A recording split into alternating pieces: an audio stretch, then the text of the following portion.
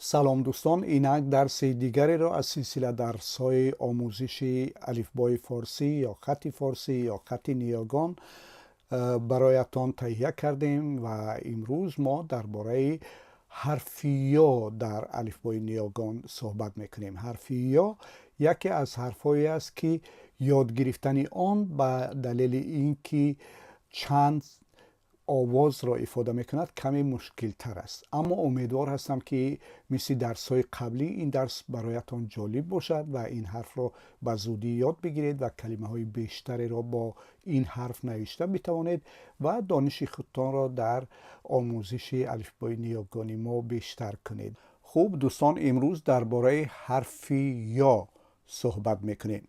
حرف یا آوازهای ا، ی و ای دراز را افاده می کند. حرف یا در علاهیدگی و آخر کلمه چنین شکل دارد، به این شکل، مثل شکل مرغابی را دارد در علاهیدگی. این شکل را ما شرطاً شکل خردی حرف یا گفته ایم. شکل قبلی را یعنی شکل در علاهیدگی را شرطاً ما حرف یای کلان گفته ایم. همان گونه که میبینید حرف یا در اول و مابین کلمه خیلی شبیه حرف ب است، با این تفاوت که حرف یا در زیرش ببینید دو نقطه دارد و حرف ب همان گونه که اگر توجه کرده باشید یک نقطه دارد.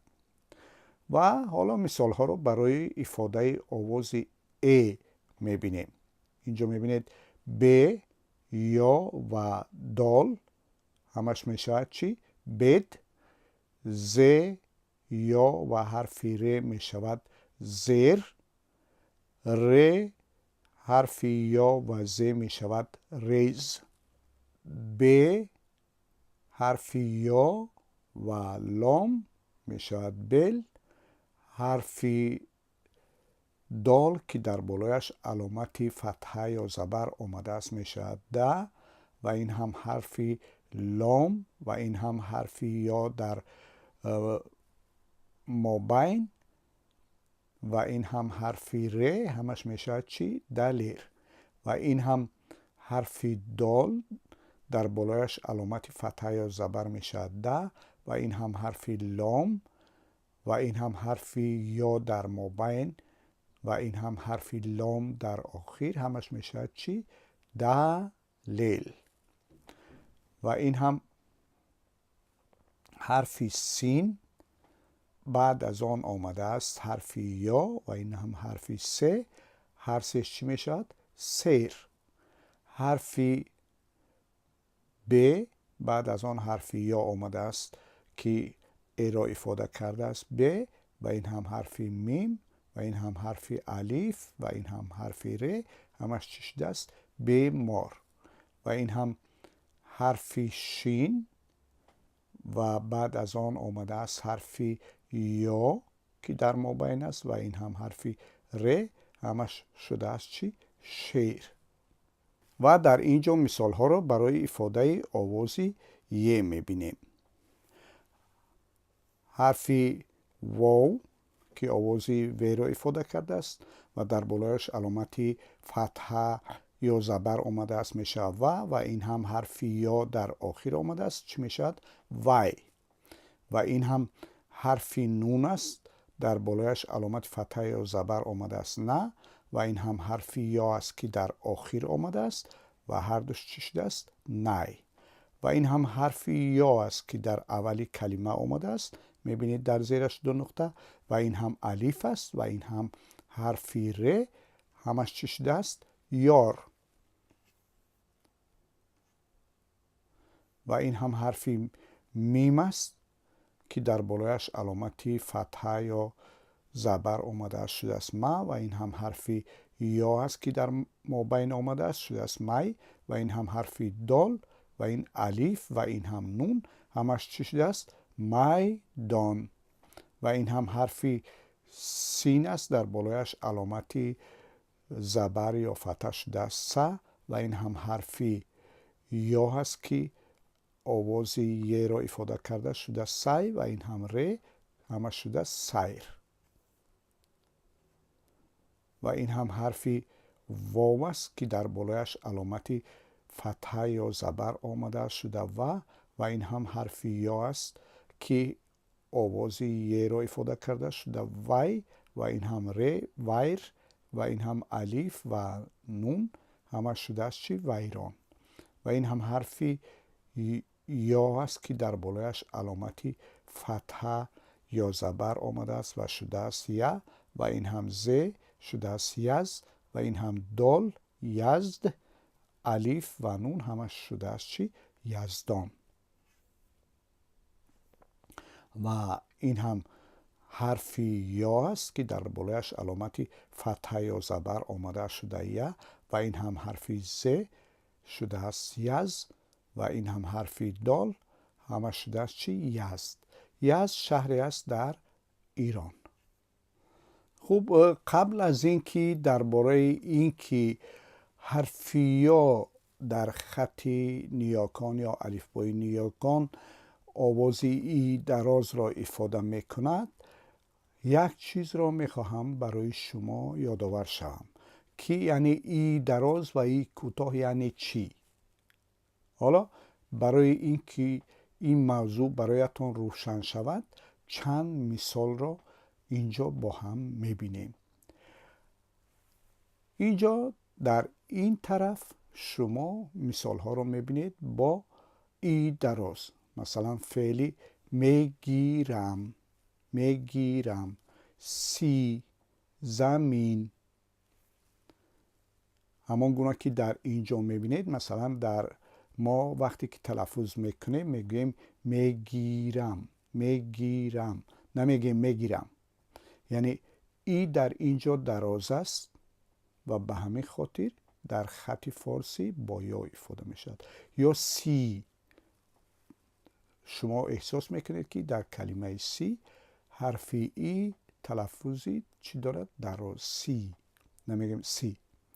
یا مثلا زمین، و اینجا هم حرفی ای تلفظی دراز دارد. تون را اگر شما بینید در این طرف میبینید که کلمه های گرفت، سیاه و منت چطور در اینجا مثلا تلفظ فرق میکنن. تلفظ ای مثلا وقتی که میگوییم گیر، از گرفت تلفظ ای فرق دارد. در گیر تلفظ دراز است، در گرفت کوتاه است ای. یا وقتی که سیاه میگوییم، سیاه تلفظ ای در کلمه سیاه از تلفظ ای در کلمه سی فرق دارد. یعنی در سیاه ای کوتاه است، در سی دراز است. یا مثلا کلمه منت را بگیریم، در کلمه منت تلفظ ای کوتاه است و در کلمه زمین ای دراز است. متاسفانه در الفبای سیریلیک ما همین موضوع تفاوتی بین ای دراز در کلمه ها و ای کوتاه خوب درست مشخص در نظر گرفته نشده است. تنها در یک مورد به این موضوع توجه کردند که وقتی که ای در آخر کلمه بالایش زده می افتد، در اون صورت بالای ای یک خدشه میگذارند و میگویند که ای دراز، تنها در آخر کلمه ها. در صورتی که در طبیعت زبان ما در مابین کلمه ها هم حرفی ای دراز داریم. این چیز در زبان فارسی یا در خط فارسی درست به نظر گرفته شده است. در خط فارسی ای دراز را همیشه با حرف یا افاده میکنند و ای کوتاه را اکثر وقت با چی افاده میکنند؟ با علامت زیر یا کسره. و همان گونه که گفتیم یکی از وظیفه های حرف یا در الفبای نیاگانی ما افاده آوازی درازی ای در کلمه ها هست.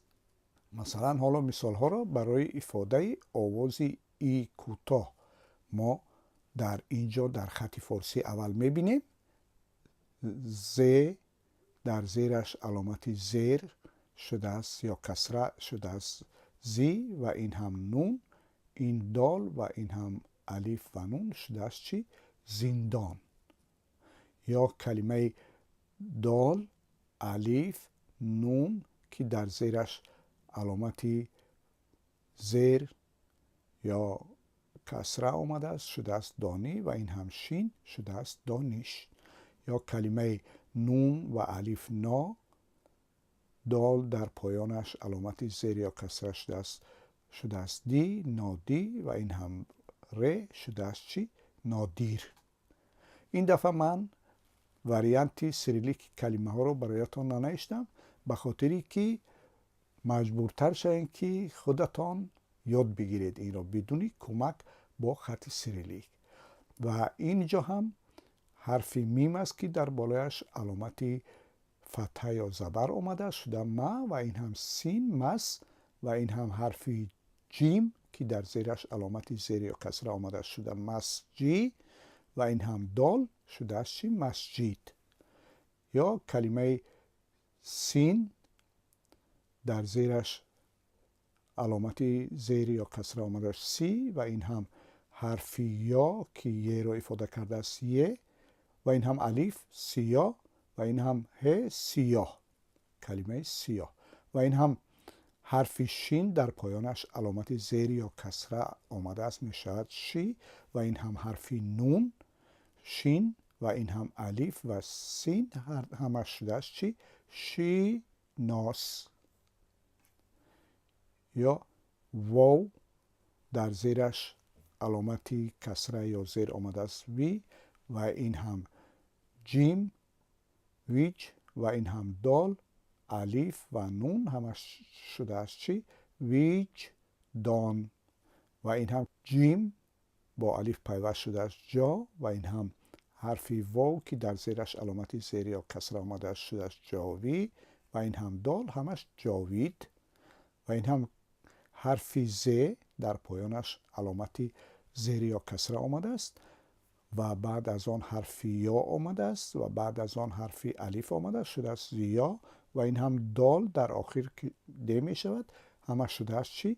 زیاد و این هم ز در پایانش علامتی زیر یا کسره شده است زی و این هم ی و این هم الف همه شده زیا و این هم ر.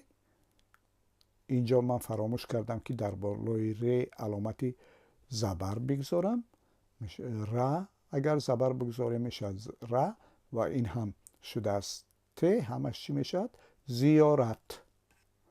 و در اینجا مثال ها رو برای افاده آواز ای دراز توسط حرف یا در الفبای نیوکون میبینیم. اینجا حرف شین است، بعد از آن حرف یا آمده است که ای دراز را افاده کرده است و بعد از آن ر همه شده است چی؟ شیر. یا مثلا حرف ت هست، بعد از آن حرف یا آمده است تی و این هم ر شده است چی؟ تیر. و این هم حرف شین است، در بالایش علامت فتحه یا زبر گرفته شده ش و این هم ر و این هم یا که آواز ای دراز را افاده کرده است و این هم کاف همش شده است چی؟ شریک. و این هم حرف نون در بالایش علامت فتحه یا زبر آمده شده نز نه و این هم ز شده است نز و این هم دال نزد و این هم یا که آواز ای را افاده کرده است نزدی و این هم کاف همش شده است چی؟ نزدیک. و این هم حرف میم است، بعد از آن حرف یا آمده است و این هم ر همش شده است چی؟ میر. و این هم حرف سین است و این هم یا در آخری کلمه هر دو شده است چی؟ سی. و این هم حرف سین است، در بالایش علامت فتحه یا زبر آمده شده س و این هم ب سب و این هم ز سبز و این هم یا سبزی و این هم دال. اینجا هم باید من علامتی فتحه یا زبر باید میگذاشتم، فراموشم شده ببخشید و میشه سبزیده و این هم نول چی میشه؟ سبزیدن. و این هم حرفی ر و در بالایش علامتی فتحه یا زبر شده است ر و این هم حرفی سین و این هم حرفی یا رسی و این هم دال رسید و بالایش باید دال باز هم علامتی فتحه یا زبر میگذاشتم فراموشم شده است و میشد رسیده و این هم نون رسیدن و این هم کلمه دیگر حرفی واو است در بالایش علامت فتحه یا زبر میشد و این هم ز وز و این هم حرفی یا است که آواز ای را افاده کرده وزی و این هم ر شده است وزیر و این هم میم است با الف شده ما و هی هوز است و این هم حرفی یا است که در آخر آمده آواز ای را افاده کرده است. همش چی میشد؟ ما هی. یا مثلا حرفی ر هست که در بالایش علامتی فتحه یا زبر آمده شده ر و این هم حرفی سین است میشد رس و این هم حرفی میم است میشد رسم و این یا در آخر کلمه همش چی میشد؟ رسمی. خوب دوستان، همین بود مختصر درباره حرف یا در الفبای نیاگان یا در الفبای فارسی یا خطی فارسی. تا درس‌های بعدی به امید موفقیت شما را به خداوند بزرگ میسپاریم. خدا نگهدار.